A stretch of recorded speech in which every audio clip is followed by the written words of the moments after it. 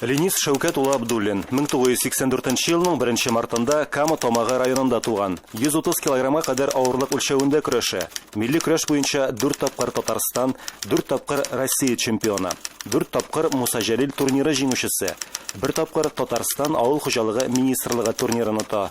2010 елда дөнья чемпионы, Татарстанның ат казанган спорт остасы. Белешмәдә бары беренче урыннар гына, икенче, өченче урыннарның санын хәтерләмим дә Ленис. Ә милли көрәш белән кызыксынуы көтелмәгәндә башлана.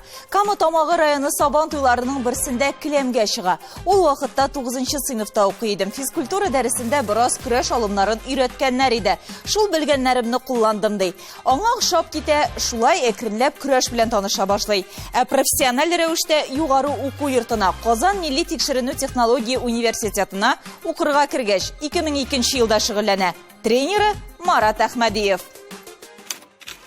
Марат Габделбәр улы Әхмәдиев 1958 елның 19 августында Балташ районының Яңгул авылында туган. Россиянең спорт остасы, Татарстанның ат казанган физик культура хезмәткәре, Татарстан Республикасының ат казанган тренеры, Татарстан Республикасында физик культура һәм спорт үсешенә керткән хезмәтләре өчен медале, Россия президентының мактау грамотасы иясе, республика категорияле хөкемдар, Татарстан Республикасы һәм Россия Татарча көрәш федерациясе президиум әгъзасы, Россия көрәш федерациясының алтын билге иясе.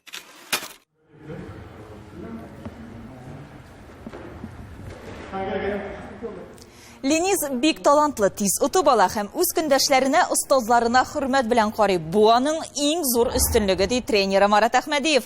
Көрәшкә соң килсә дә Ленис спорттан читтә булмый. Беренче сыйныфтан башлап 9 ел дәвамында бокс белән шөгыльләнгән.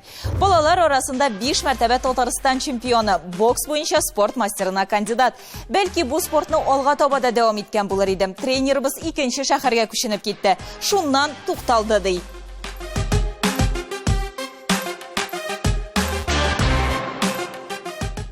Тормышымда бокс булу зур ярдәм ди Ленис. Бокс ихтыяр кеше, рух ныклыгы, үз-үзеңә ышаныч тәрбияли. Бокс белән шөгыльләнгән кеше курку белми, реакциясе тиз, авырлыкларга чыдам. Бу сыйфатлар көрәштә дә мөһим. Әйтергә кирәк, Ленис Абдуллинга үз чорының бик затлы пәһлеваннары белән бил алышырга туры килә. Мин хәзер 100 хәтле көрәшәм.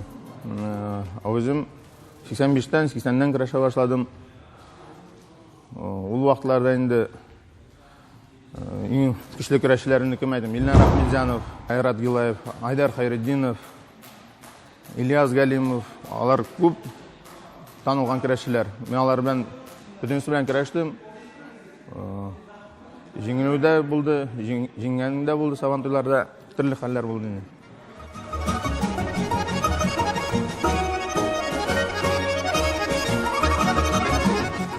Ленис турнир чемпионатларда гына түгел, Сабан туй мәйданында да шактый зур уңышларга ирешкән көрәшче. Кама Томагы районы Сабан туйының 7 тапкыр баш батыры. Казанның Идел буе районы Сабан туйының 2 мәртәбә җиңүчесе. Көрәшеп уткан иң зур бүләге машина. Алар аның коллекциясында инде 3.